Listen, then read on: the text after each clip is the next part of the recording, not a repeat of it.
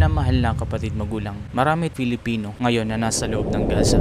Ako si Rebelina Cargulyo po na nandito po sa Gaza, dito sa Khan Yunis po. At sila ay nagnanais makalabas, makauwi sa ating Pilipinas. Subalit sa kagustuhan nilang lumabas, kasama ang kanilang pamilya. Dadalawang isip ako po na iiwanan ko ang aking anak na lalaki na isisip ko ang sarili ko pero maiiwan ang aking anak. Kaya parang hindi ko rin na ma-attend. Nakaraan, nakatanggap sila ng mga messages, kumpirmasyon na maaari na sila makauwi, subalit hindi nila maaaring isama ang mga Palestinian na kanilang mga asawa at anak. Anong dahilan? Sapagkat ayaw daw payagan ng Israel na makalabas ang mga Palestinian sa loob ng Gaza. Ito ang katotohanan. Filipino ang nagsalita na nasa loob ng Gaza. Ayaw payagan makalabas ang mga Palestinian ng Israel. Pero subalit, ano naman ang pinapakita sa atin ng media? Sabi nila, ang mga Palestinian daw ginagawang human shield ng mga Hamas. Hindi eh. Gusto nilang lumikas, gusto nilang mailigtas yung sarili nila, gusto nilang makalabas doon. Subalit ang Israel ay nananatiling iniipit ang mga tao sa Palestine. Ano ang kanilang hangad? Sirain, patayin, genocide, ethnic cleansing, patayin ang lahat ng tao sa loob ng Palestine. Isipin mo, sa mga oras na ito, at alam kong dadagdag pa, sa mga oras na ito, nasa 10,000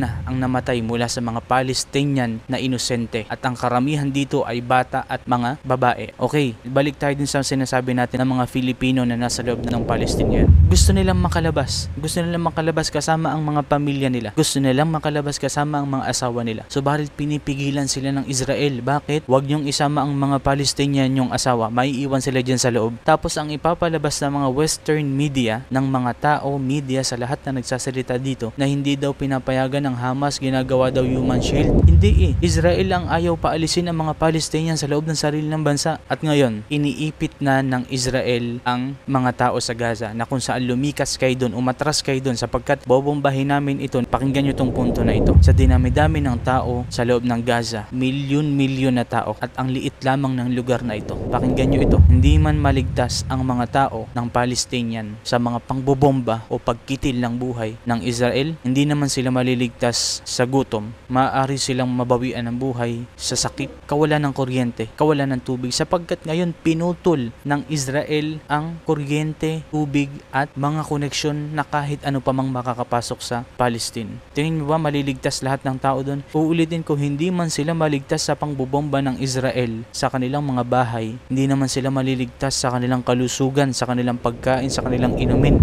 Ang hinihiling, ipag-pray naman ninyo na makasolve na kami ba dito sa guluhan. Makikita-kita po tayo ulit sa Pilipinas. Minamahal na kapatid magulang, isama natin sa ating mga panalangin ang ating mga minamahal na kapatid ngayon sa Palestine, Gaza. Nanawa sila ay maging ligtas at gantimpalaan sila ni Allah subhanahu wa ta'ala dito sa mundong ito at sa kabilang buhay. Sumainyo nawa ang kapayapaan, mga minamahal na kapatid magulang.